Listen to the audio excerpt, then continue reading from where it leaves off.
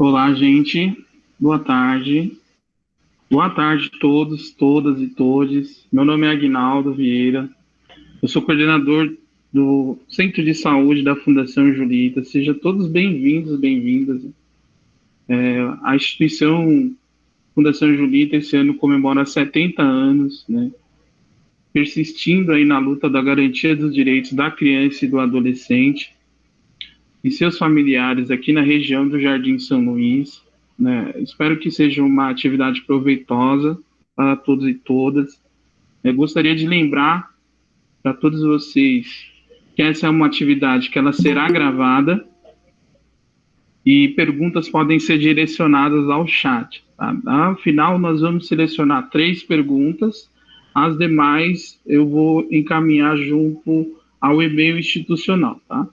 Vou pedir também, por favor, para vocês manterem as câmeras desligadas e juntamente com o microfone, para que a gente possa usufruir melhor a ferramenta aqui na internet.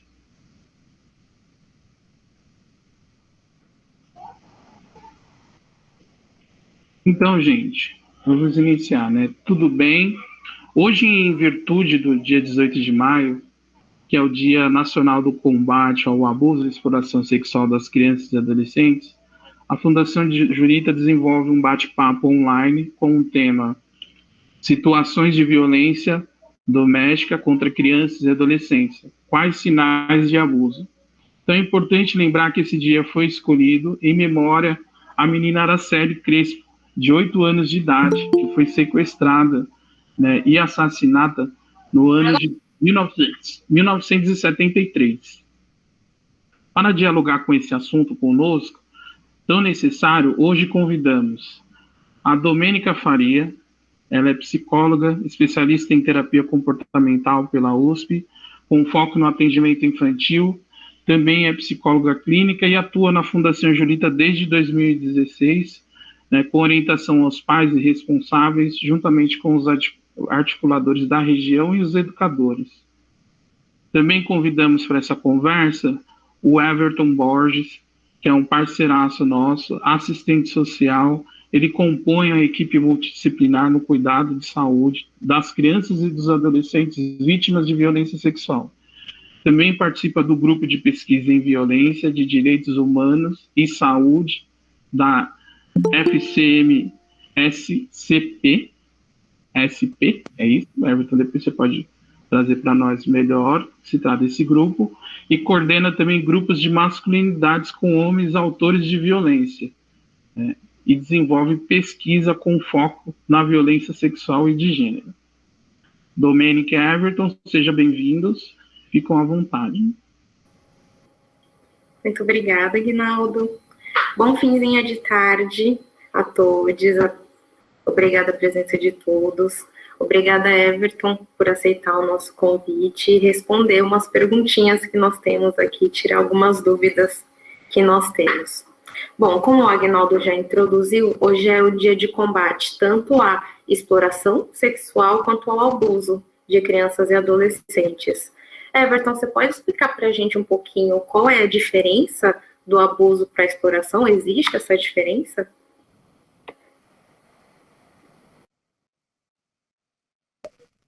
Olá, bom dia a todos. Primeiramente, gostaria de agradecer muito o convite de vocês, de poder compor esse diálogo nesse momento tão importante aí da política de garantia de direitos da criança, né, 18 de maio. Bom, mas vamos lá para o nosso bate-papo, né? Então, aí a primeira questão com relação a abuso e exploração sexual de crianças e adolescentes. Na verdade, tanto o abuso quanto a exploração, eles estão dentro de um guarda-chuva, que são os tipos de violência sexuais, né? Então, se a gente for falar juridicamente, né, então existem diferenças bem importantes aí. Então, a exploração, falando a violência sexual no modo geral, é toda vez que o desenvolvimento saudável da criança e adolescente, ele é de alguma maneira afetado, né? Então, a gente costuma imaginar que quando as pessoas se desenvolvem, elas seguem um curso natural, né? Então, se esse desenvolvimento da sexualidade, ele é desenvolvido de uma forma natural, e ocorre alguma cerceamento, algum tipo de obstrução a esse desenvolvimento que é natural, ali já ocorre algum tipo de violência, né? Agora, dentro dessas violências sexuais que existem, aí uma delas é o abuso sexual e a exploração sexual. Quando a gente fala de abuso sexual, é interessante assim, algumas pessoas têm uma dificuldade com esse termo de abuso por fazer uma associação ao uso. Por exemplo, o uso abusivo de álcool e outras drogas.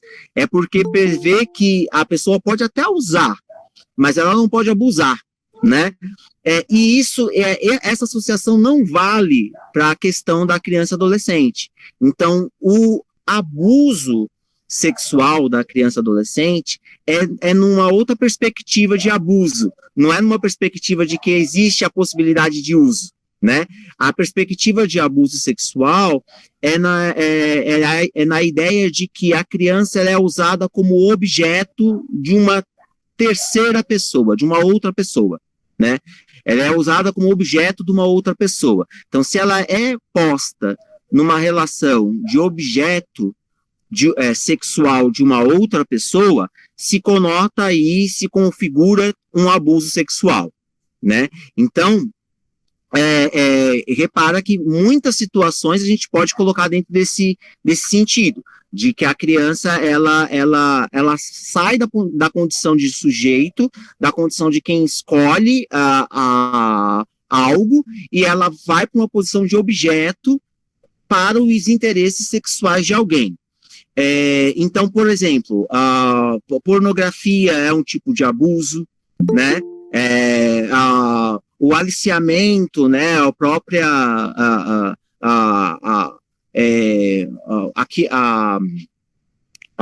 observar uma criança, por exemplo, tomando banho, né? É um tipo de abuso, né? Ela sai da posição de sujeito e vai para essa posição de objeto sexual. Então, quando a gente está falando de abuso sexual, a gente está falando deste lugar da criança posta como objeto de interesse sexual de uma outra pessoa, né? A exploração sexual, aí ela tem um outro campo de conceito, de conceituação. A exploração sexual fala do uso comercial que se tem da sexualidade da criança ou do adolescente, né? Então, o que acontece? Quando existe uma questão comercial nessa relação de usar a criança e adolescente, de praticar algum tipo de violência sexual, ali existe uma exploração sexual. E aí tem um ponto interessante, assim, esse uso comercial da exploração sexual, esse uso comercial da sexualidade, desculpa, esse uso comercial da sexualidade, ele não precisa necessariamente envolver dinheiro, né? Quando existe um ganho nessa relação, aí já está posto a essa relação comercial e, portanto, de exploração da sexualidade, né? De exploração sexual. Então, imaginem aqui, a menina, geralmente, né, mas não só, mas eu já vi casos, por exemplo, do menino que dançava para poder morar numa casa, né? Então, ele ali era uma espécie de boate, alguma coisa parecida, casa noturna e tal, e aí ele dançava nessa casa noturna para poder viver ali. Não ganhava nada economicamente, nada monetariamente dizendo, né? Mas ele tinha uma relação comercial, de troca, uma relação de ganho. Isso se configura seguramente exploração sexual, né? E aí, assim, um ponto importante, 2 pontos importantes com relação à exploração sexual, Domênica, que eu vou me estender um pouquinho ainda nessa resposta, que eu acho que é importante. Primeiro, se fala muito em prostituição infantil. Vamos lá. Não existe prostituição infantil. Assim, acho que é bom marcar esse lugar. A prostituição, ela é uma categoria profissional, uma profissão legitimada, praticada há décadas, reconhecida, inclusive, por lei. Então, a prostituição, ela tem um outro mercado econômico que pode emergir e ser praticado legitimamente, né? A prostituição, ela não é crime. Então, quando a gente fala de prostituição infantil, a gente está falando, na verdade, de exploração sexual, né? Aí, então, assim, quando as pessoas querem se referir à prostituição infantil, elas estão falando de exploração sexual. E aí, o que diferencia, o outro ponto importante para me estender só mais um pouquinho, o que diferencia essa ideia de exploração, de que é uma exploração sexual, não é exploração sexual, tudo mais? Existem aí um desvio muito complicado e tenso que faz a legislação, que é a ideia do consentimento.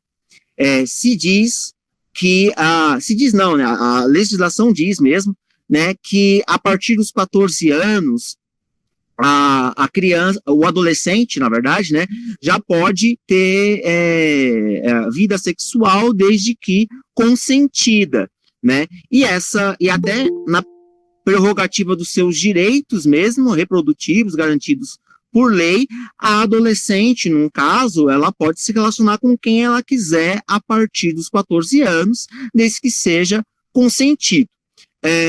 E aqui tem um gargalo importante que se usa judicialmente para proteger o aliciador, porque daí a pessoa que alicia para a exploração sexual de adolescentes maiores de 14 anos, ele vai dizer que essa menina consentiu, que esse menino consentiu com a prática. Isso é um desvio do que é o direito da menina, no caso, de escolher com quem quer ter relações sexuais, um desvio desse direito à atenção de um interesse a colocar essa menina numa condição de objeto sexual dos interesses de outros, né? Que é o que a gente justamente fala ali da relação de abuso. Então, assim, existe aí esse gargalo importante, que é porque a gente não pode dizer que, em virtude da adolescente ter o direito de consentir, legitimar que ela seja vítima de exploração sexual, né? Acho que para começar isso, Domênica. Nossa, que interessante, né? Muito bom você trazer isso, e está bastante marcado, acho que está bastante elucidado na sua fala, o quanto que tem um atravessamento aí na questão do desenvolvimento dessa criança e do adolescente, né? E aí, pensando um pouquinho, né, como que esse atravessamento tem impacto, né, nessa criança, nesse adolescente, que sinais eles podem apresentar de que estão numa situação dessas e que pais, mães, avós responsáveis, né, ou educadores podem identificar, podem ficar atentos, né? Que sinais as crianças e adolescentes apresentam quando eles estão passando por esse tipo de abuso ou exploração? Certo. Vamos lá. A gente falou aqui, eu acho que, eu nem planejei isso, mas a gente falou bem acertadamente sobre o desenvolvimento saudável da sexualidade, né? Então, a gente pode entender que todo aquele sinal de que algo no desenvolvimento não corre bem é um sinal que deve inspirar preocupação e atenção. Então, vamos falar do desenvolvimento do aprendizado, né, para a gente sair da sexualidade. A criança, ela estava aprendendo a ler e identificar os números, e de repente ela não identifica mais. Ou a criança, você olha para a criança com os seus 5, 6 anos, e ela ainda não está contando nada, não conta 1, 2, 3, não tá, não consegue responder a essas questões. Isso a gente já percebe ali que existe um sinal de um comprometimento no seu desenvolvimento educacional. O pai, a mãe vai olhar para aquilo e dizer, peraí, vamos mandar para um especialista aqui, um pedagogo, vamos mandar para um psicólogo, vamos mandar para fazer algum tipo de exame, enfim, ficar atento a esse déficit aí, né, a essa diferença no desenvolvimento. Se a gente for falar do desenvolvimento da fala, por exemplo, também é bem claro. A gente olha assim, mas peraí, olha, essa criança deveria falar, concatenar a fala, né, melhor do que como ela faz. Vamos mandar para um fono, vamos prestar atenção, tudo mais.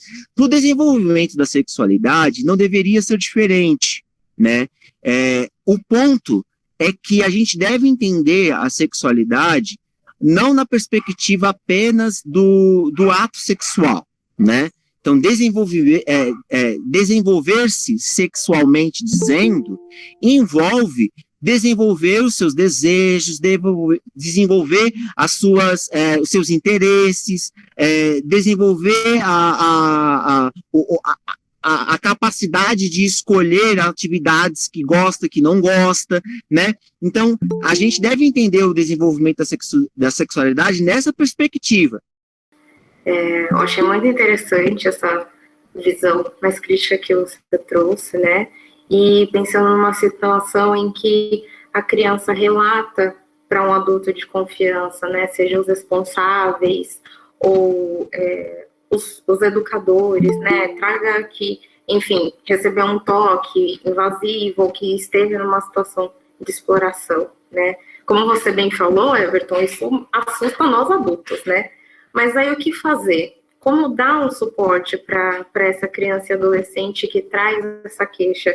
A criança, mesmo que ela esteja falando de algo que não faz parte do seu repertório, que não é esperado que uma criança fala, ela está falando da perspectiva dela de criança. Então, assim, por exemplo, quando uma criança fala, eu vou transar com aquela menina, sei lá, né? Precisa pensar que aquilo é um repertório que é do adulto e não de uma criança de 6 anos, né? Então, assim, do que ela está falando? Será que ela está falando efetivamente do ato sexual? Ou será que quando ela fala isso, ela se refere ao mesmo que o adulto se referiria se ele estivesse falando? Provavelmente não. Provavelmente ela está falando de uma outra coisa, sabe?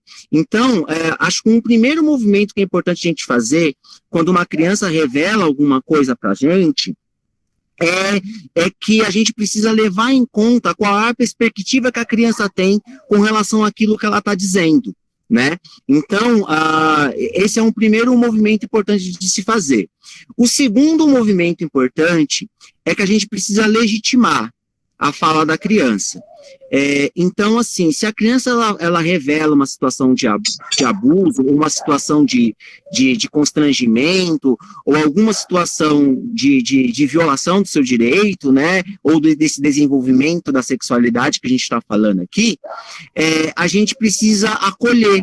Então, parece meio óbvio, né, porque se a gente fala tanto de criança quanto de adolescente, mas especialmente de criança, né? A primeira ideia, imagina, todo mundo acolhe. E também nessas situações, por exemplo, da gente ficar curioso pelo que aconteceu. E aí a criança, por exemplo, fala assim, eu fui tocada pelo meu pai.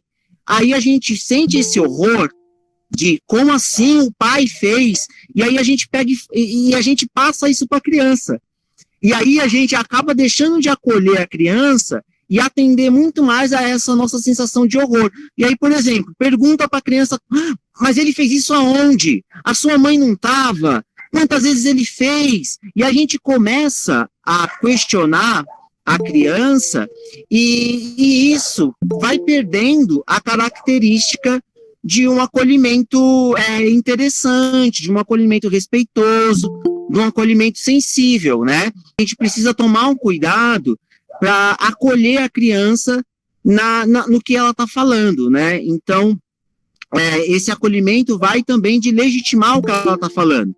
Se ela está falando que aconteceu assim, então aconteceu dessa forma.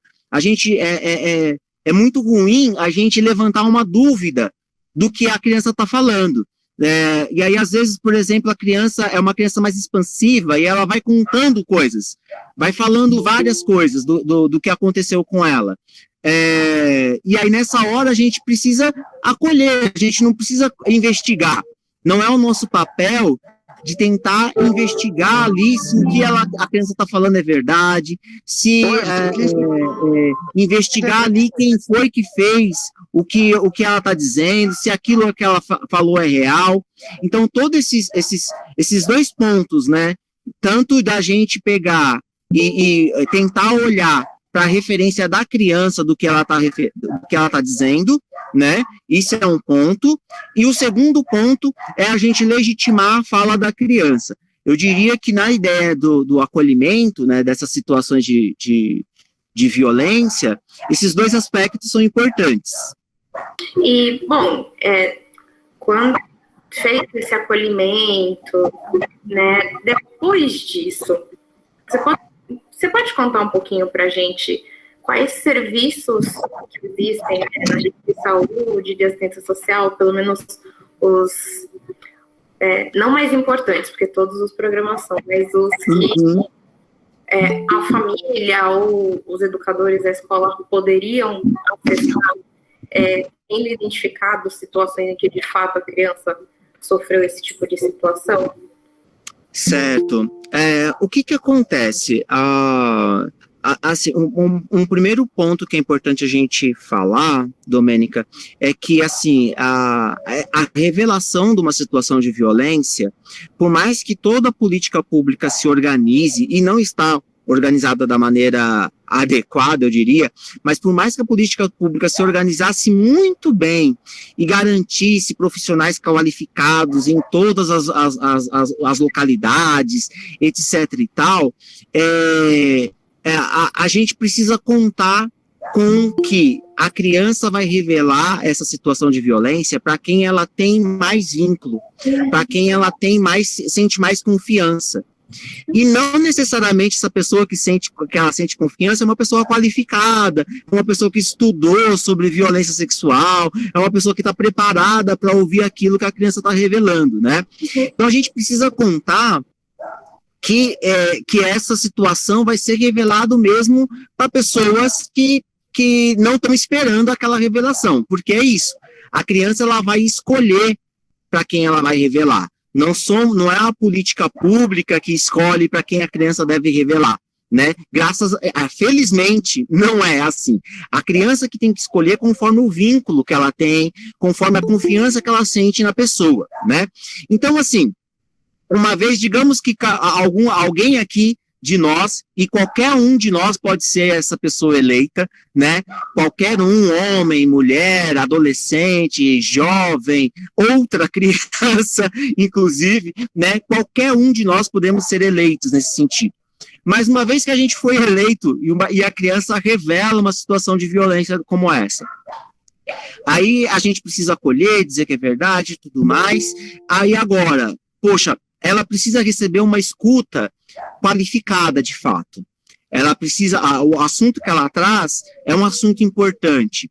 Então, a gente precisa garantir para essa criança que ela seja escutada de uma maneira adequada. E aí vem a sua pergunta, né? Quais são esses serviços que podem fazer esse atendimento mais adequado?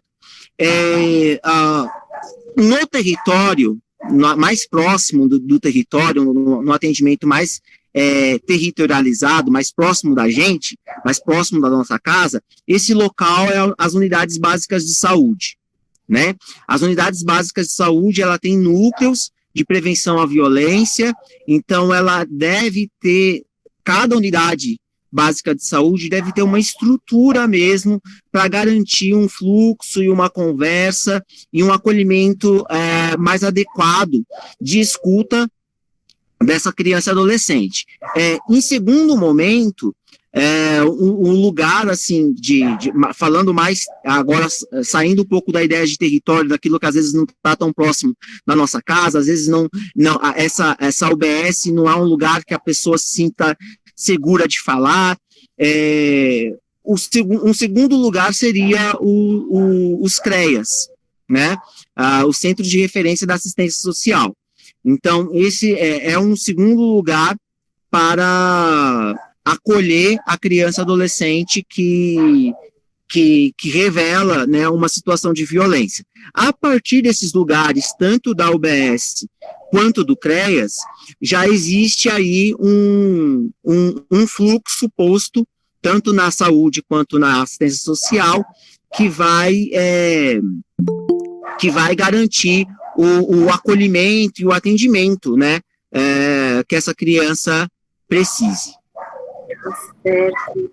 Legal, interessante. Obrigada aí por todas as informações. E para a gente ir finalizando, né, antes da gente abrir para as perguntas, eu queria que você falasse um pouquinho da equipe em que você trabalha.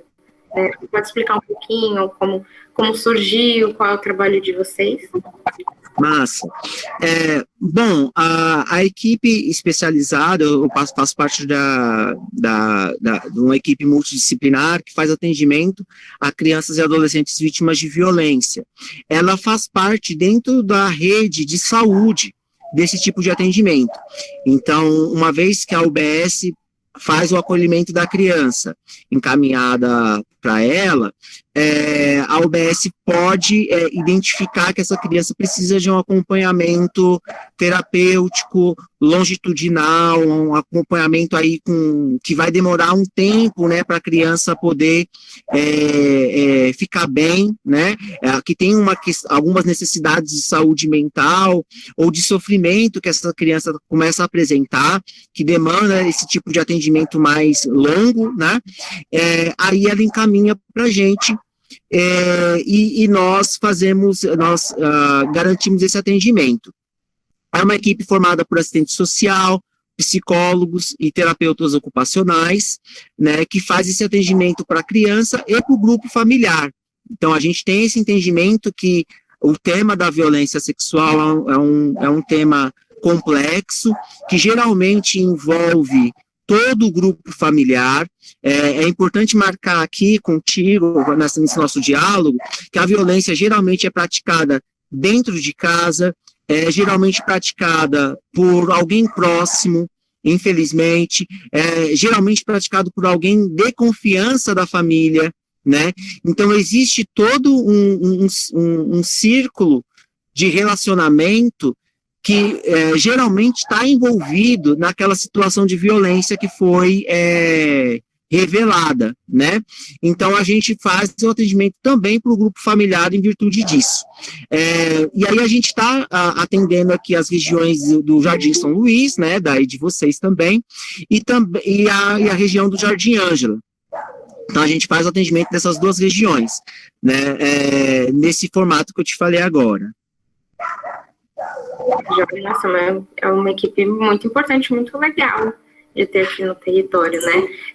E tem só aqui na região do Jardim São Luís, ou existe alguma outra equipe parecida em algum outro território? Existe um processo, Domênica, de implantação dessas equipes, principalmente nas regiões da Zona Sul. né? Então, por exemplo, Campo Limpo está no processo de implantação, ou já até começou o atendimento, houve a situação de pandemia, então a gente não conseguiu acompanhar bem isso, mas a gente aqui na região do Boi-mirim está atendendo, né? Na região do Campo Limpo tem uma equipe implantada também, na região de Cidade Ademar, de Parelheiros, na região da Capela do Socorro, todas essas regiões da Zona Sul estão em processo de implantação. Valeria, né, aí para quem é de outra região, para quem está interessado, de perguntar na própria UBS, que acompanha, que o atende, se existe já essa equipe. Enquanto rede, é importante a gente saber do processo, né, de implantação dessas equipes, pelo menos.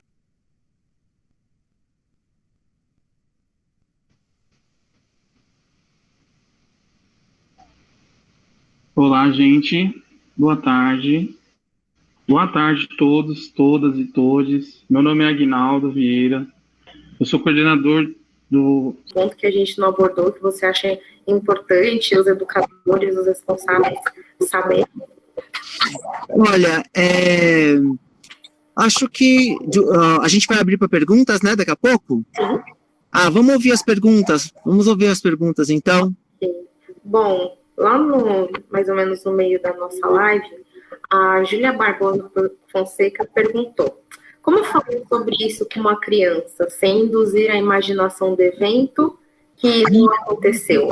Eu imagino que a Júlia esteja falando um pouquinho, né, o que falar para uma criança, né? Não sei se ela trouxe uma questão também enquanto prevenção. Enfim, pode falar um pouquinho sobre isso para a gente? Claro. O que acontece? A gente pode pensar que é um pouco daquela ideia de quando a criança revela. A criança, ela fala do que faz parte do repertório dela, né? Então, quando a gente vai falar de uma violência sexual para uma criança, de fato, isso não é do repertório dela, né? Então, a criança não costuma entender o que é uma violência sexual, não costuma entender o que é sexo, né? E a violência sexual, ela tem essa conotação de sexual mesmo, não de sexualidade, né? Ela está falando de algo que diz respeito a sexo, né? Então, isso não é do repertório da criança, de fato. Então, a primeira pergunta que a gente deve fazer é o que uma criança entenderia com relação a isso. Por exemplo, uma criança pequena, de 4, 5 anos, ela consegue entender, por exemplo, que o corpo é dela. Ela consegue entender que faz sentido ela tomar cuidado com o próprio corpo. Ela consegue entender que outra pessoa não pode chegar e mexer no corpo dela, né? Então, esse tipo de conversa com uma criança pequena é possível, né? É viável. O ponto preocupante é a gente apresentar algo que a criança consiga entender, que faça parte das possibilidades mesmo cognitivas, psíquicas, sociais, né? Da criança conseguir entender. Então, acho que é essa a primeira pergunta. Se a gente está falando de uma criança maior, de um adolescente, por exemplo, né, ou de um adolescente, aí a gente, geralmente o desafio é outro.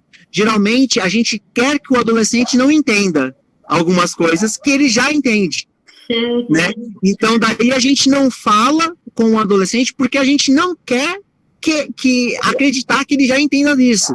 Então, vai pegar e vai falar assim, vai falar sobre essa questão do corpo mesmo, ou a questão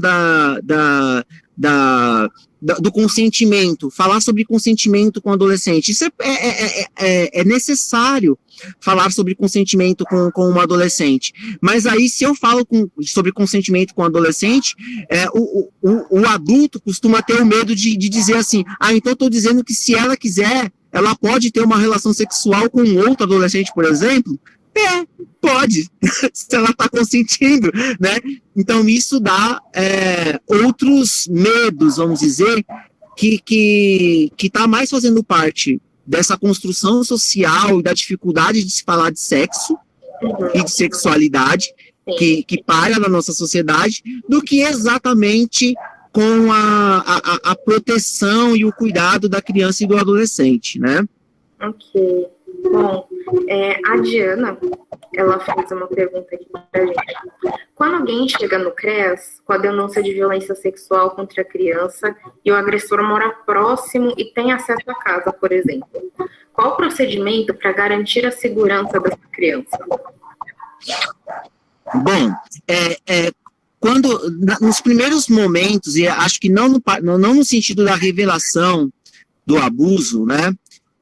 Mas no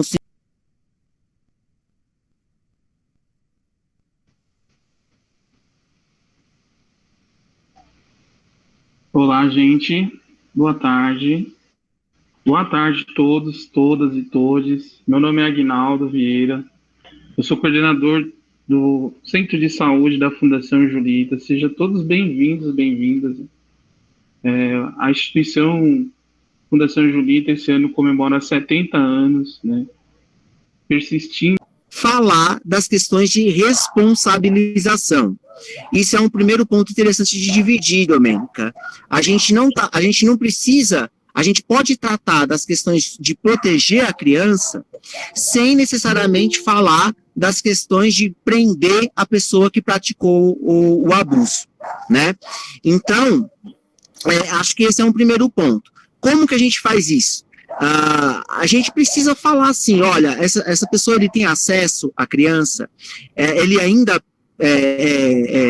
convive com ela, existe outros adultos protetivos que podem apoiar na proteção dessa criança, que legitimam a situação de violência, né, que reconhece que essa situação de fato existe, existe essa pessoa. Então, daí, como que a gente aciona essa pessoa, como que a gente fala com essa pessoa para que ela possa, de fato, proteger essa criança. Então, esse é um primeiro movimento, a gente procurar o adulto de referência ali na família extensa, ou às vezes na própria comunidade, na vizinhança, e pensar, existem pessoas que conseguem proteger essa criança?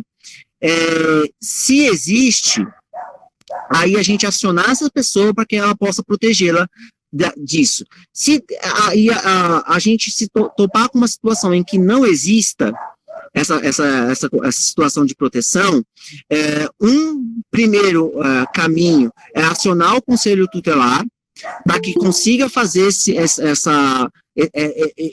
essa investigação da rede protetiva da criança, e aí é aquela coisa, o conselho tutelar ele vai ter um acesso que nós, enquanto serviço, a gente não tem. Por exemplo, ele vai lá na casa e ele vai falar, mas cadê a tia, cadê a avó, vamos falar com essa avó, e ele tem essa autoridade, inclusive, para ir na casa dessas pessoas e implicá-las na proteção dessa criança. Se feito isso também não for possível, como uma medida judicial, uma possibilidade judicial de solicitar, acionar a Lei Maria da Penha como medida de proteção daquela criança vítima de violência, afastando, assim como existe o afastamento do agressor para a mulher vítima de violência, existe para a criança, né? E aí vai afastar a criança do convívio desse suposto autor da violência enquanto medida protetiva e não enquanto ação judicial. Acho que é interessante marcar aqui nessa conversa, a medida protetiva, ela não tem caráter de responsabilização, não tem caráter criminal. Como o próprio nome diz, ela é uma medida de proteção, não é uma medida criminal. Qual que é a diferença? A diferença é que se o judiciário percebe que a criança ou a mulher precisa ser protegida, ele vai emitir uma medida para que ela seja protegida. E isso independente de uma investigação, independente de uma comprovação de inocência ou não, da apresentação do contraditório, como o pessoal do judiciário fala, né? Ah, não, mas ele tem direito de se defender. Não é isso. A gente está falando de outra coisa. A gente está falando de proteger essa mulher ou essa criança. Então, por exemplo, o autor da violência, como eu falei que às vezes, na maioria das vezes é praticada dentro de casa, né? O autor da violência ele pode ter que sair de casa em virtude de uma medida protetiva que foi emitida a favor da criança, a favor de uma mulher, tal, e ele tem que sair sob o risco de ser preso por desobediência, e está previsto na Lei Maria da Penha, inclusive, o tempo que ele paga por isso, e aí vira uma questão penal.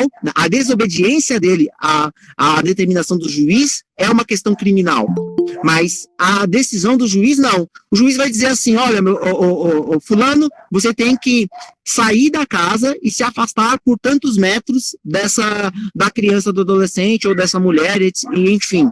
E ele precisa fazer isso, ele precisa cumprir essa medida, mesmo que ele tenha a prova de que ele não fez nada, mesmo que não sei o quê. Isso não interessa para o juiz nesse momento, né? Temos muitas perguntas aqui, muito interessantes. Muito provavelmente a gente não vai ter tempo de abordar todas, tá? Mas eu vou selecionar aqui 2 perguntinhas que eu acho bem interessante, embora todas sejam, né? E, bom, a Cláudia Souza, ela trouxe um caso, né? Ela queria a sua visão sobre essa situação. Tem um caso bem específico que aconteceu no meu bairro recentemente. Uma menina de 10 anos, vítima de abuso. Ela se coloca como adulta por ter tido essa experiência e fala para todos abertamente. Tem feito com que outras crianças do bairro se afastassem dela. E aí a pergunta: como instruir as demais crianças a não piorarem a situação psicológica dessa menina? Certo. Bom, a gente acho que assim, quando a gente está falando de uma criança que é vítima do abuso, a gente precisa considerar que o desenvolvimento saudável da sexualidade não foi respeitado, né? Então, mas só que aquilo não é como sei lá, uma pedra que cai no balde, a gente tira a pedra e a água fica no balde como se nada tivesse acontecido, né? Não é assim. Então, isso infelizmente tem um processo, assim como a gente precisa respeitar o processo da criança de rever a experiência que ela passou. Então, ela precisa dar um novo significado para aquela experiência que ela passou, né? Então, um primeiro movimento com a criança que fala isso é de terapeuticamente, com o tempo, com um processo aí de ir conversando com ela de como que foi para ela esta experiência, e aí a gente conseguir dar para essa criança um significado mais justo, mais condizente com o seu desenvolvimento, né, mais próximo do seu desenvolvimento, mas como eu falei, não é como uma pedra que tira do balde de água, ela não vai ficar igual, né, mas ela trazer uma reflexão um pouco mais próxima do seu desenvolvimento, aí é importante, e é processual, isso é gradativo, né, isso isso não acontece numa intervenção, num atendimento.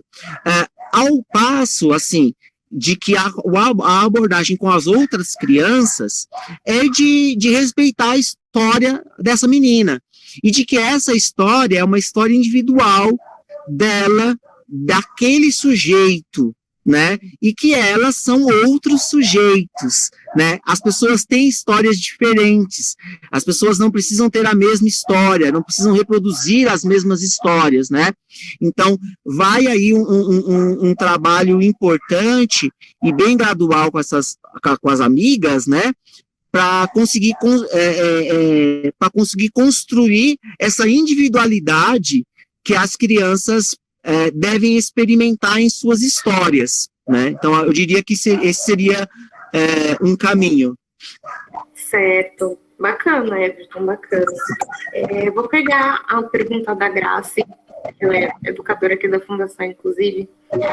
A pergunta dela é a seguinte: quando chega até nós uma situação de violência sexual, e essa violência é praticada por algum familiar, sabendo que outros familiares são coniventes?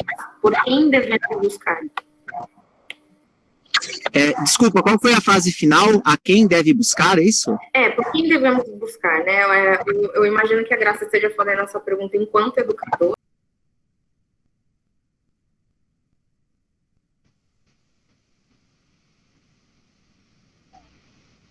Olá, gente. Boa tarde. Boa tarde a todos, todas e todes. Meu nome é Aguinaldo Vieira. Eu sou coordenador do Centro de Saúde da Fundação Julita. Sejam todos bem-vindos, bem-vindas. A instituição Fundação Julita esse ano comemora 70 anos, né? Persistindo aí na luta da garantia dos direitos da criança e do adolescente e seus familiares aqui na região do Jardim São Luís, né? Espero que seja. E aí, infelizmente, a realidade não colabora muito para essa abordagem mais imediatista. As violências, elas costumam ser recorrentes, elas costumam acontecer mais de uma vez no passar do tempo. E é isso, né? Quando ela é praticada por alguém próximo, praticada por alguém de confiança, as coisas não colaboram para que essa violência seja revelada, para que ela seja suspensa, né, para que ela seja interrompida. Então, nesse sentido, quando a gente percebe que está diante de um ciclo de violência, de um pacto do silêncio com relação a isso, a gente precisa fazer um exercício de tentar identificar, mesmo neste pacto do silêncio, quem é que se posiciona como alguém mais protetivo. Mesmo que essa proteção que a gente imagina, ela não é uma proteção ideal. A gente pode não estar falando de uma mãe leoa, que vai defender a cria, não importa o que aconteça. A gente pode não estar falando disso. Mas a gente pode falar de uma mãe que reconhece que aquilo é ruim para a filha, mas que ela não sabe o que fazer, sabe? Então, o exercício de achar a pessoa protetiva sempre é válido, mesmo que essa pessoa protetiva não atenda às nossas expectativas, mas é alguém mais próximo de conseguir desenvolver alguns mecanismos de superação desse ciclo de violência, de rompimento desse pacto do silêncio, de reconhecer o cuidado sobre aquela criança. Então, é aquela coisa, né? Dificilmente, gente, todo mundo fica em silêncio na mesma posição. Essa ideia de que uma família com 4, 5 pessoas, todo mundo sabe o que acontece, mas ninguém faz nada. Essa ideia ela não é muito real, porque dificilmente todos sabem da mesma coisa e reagem da mesma forma diante disso. Elas podem permanecer em silêncio, mas esse silêncio não é igual. Talvez o que falte nesse silêncio seja mais apoio, acolhimento, seja mais orientação, seja mais recursos mesmo para conseguir identificar outras possibilidades de superação da violência. Então, eu diria para a colega que fez essa pergunta, que vale a pena ela olhar para os familiares dessa criança e imaginar se todos ficam em silêncio da mesma forma. Não há ninguém que olhe para aquela criança, que se preocupe com o cuidado daquela criança, porque é isso. Romper o silêncio não é necessariamente ir para a delegacia. Romper o silêncio não é fazer uma denúncia judicial e ir para as últimas consequências com relação à criança. Romper o silêncio pode ser, um primeiro passo desse rompimento, reconhecer que o que acontece com a criança não é certo. Reconhecer que algo acontece e que a família não sabe o que fazer, né? Então, eu acho que eu diria, respondendo a colega, que é pensar o que é exatamente esse silêncio, né? Porque, muito provavelmente, num grupo familiar, esse silêncio não ocorre da mesma forma para com todos os pares ali desta casa. Bom, para a gente finalizando, eu tenho uma pergunta. Eu gostei muito da visão crítica que você trouxe, né, do que a gente entende por abuso, do que fazer sobre isso, né, que o impacto que isso tem nos adultos que ouvem algo do tipo na criança, né. Eu queria saber de você, que trabalha nessa área, que está mais perto, que tem essa visão super bacana, o que você acha dos canais de denúncia, né? Existem alguns canais de denúncia, que eu não vou lembrar exatamente quais são os números agora, e eu queria saber o que você acha deles. Bom, os canais de denúncia, o principal deles é o Disque 100, né, o mais falado, o mais associado às campanhas é o Disque 100.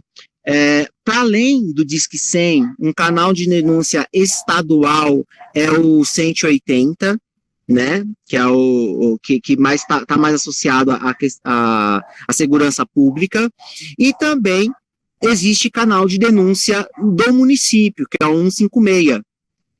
É um canal de denúncia que também serve para denúncias de violação dos direitos humanos e de violências contra crianças. Esses canais de denúncia, eu acho que são bem válidos, são bem importantes, porque a gente está falando de contextos, né, onde o silêncio paira, né, o silêncio prevalece durante muito tempo. Então, a gente precisa reconhecer que o papel ali da vizinha, o papel daquele familiar que não tem coragem de denunciar o outro familiar, e não tem coragem de ir na UBS, de ir no serviço, no CCA, ou de ir em alguma instituição falar o que acontece, para essa pessoa, o canal de denúncia é muito válido, porque ele vai levantar esse cuidado e esse olhar sobre a criança e o adolescente que está ali, né? Então, eu acredito que é um importante meio de denúncia. É importante falar que o Disque Denúncia, ele não é criminal também, ele não tem, ele vai, ainda que ele ande pelos órgãos de justiça, a abordagem dele não é criminal. E em que isso tem a ver? Às vezes a gente pensa assim, poxa, eu não vou fazer uma denúncia porque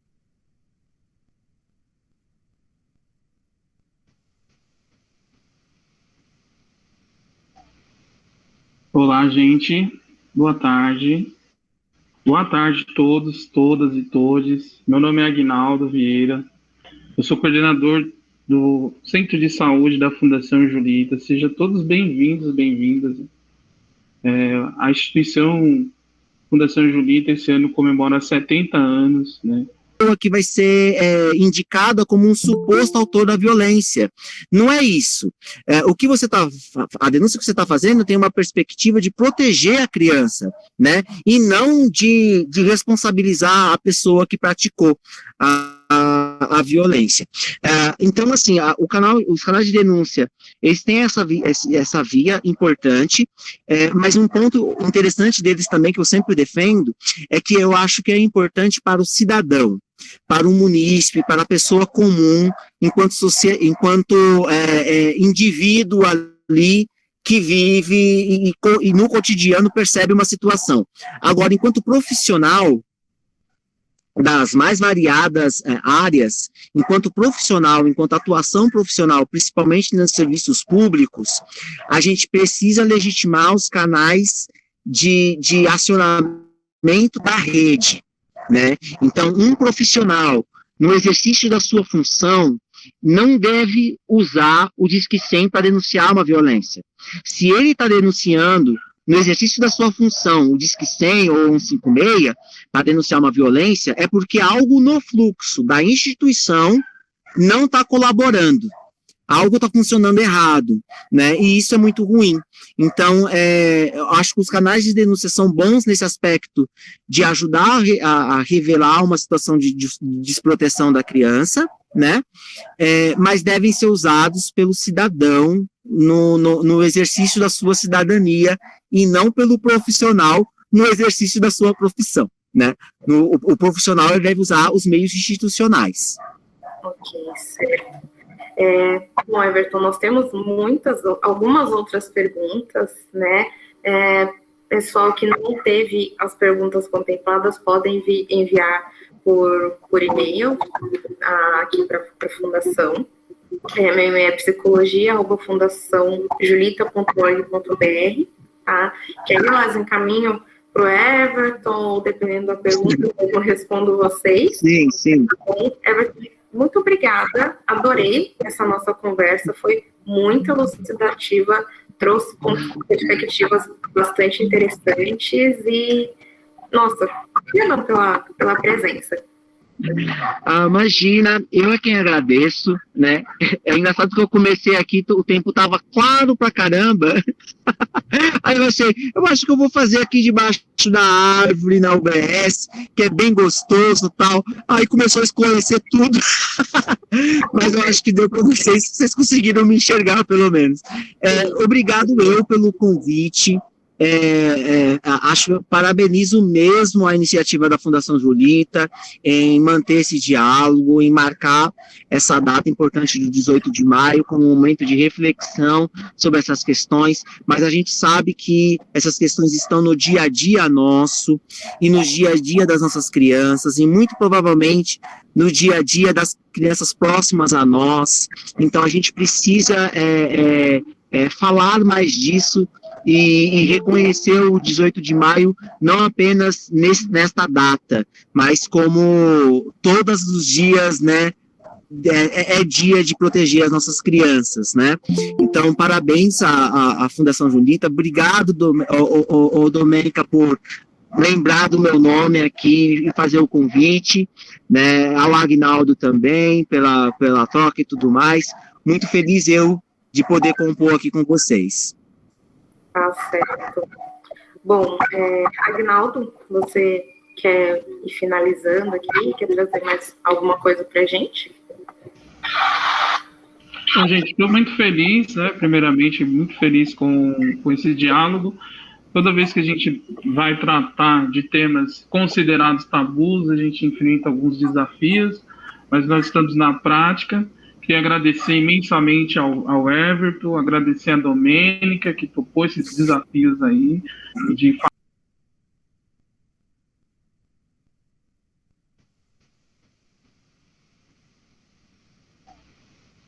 Olá, gente. Boa tarde. Boa tarde a todos, todas e todes. Meu nome é Agnaldo Vieira. Eu sou coordenador para a Fundação Julita. É um marco para a instituição e na região também, e pode contar conosco. As famílias que nos acompanharam, gostaria de agradecer imensamente a presença de vocês, aos profissionais. Nós estamos dispostos aqui no Centro de Saúde da Fundação Julita também para tirar dúvidas, sugestões de novos temas. Aguardo vocês, né, todos vocês, numa próxima atividade. Boa noite, se cuidem, né, e cuidem de nossas crianças, gente.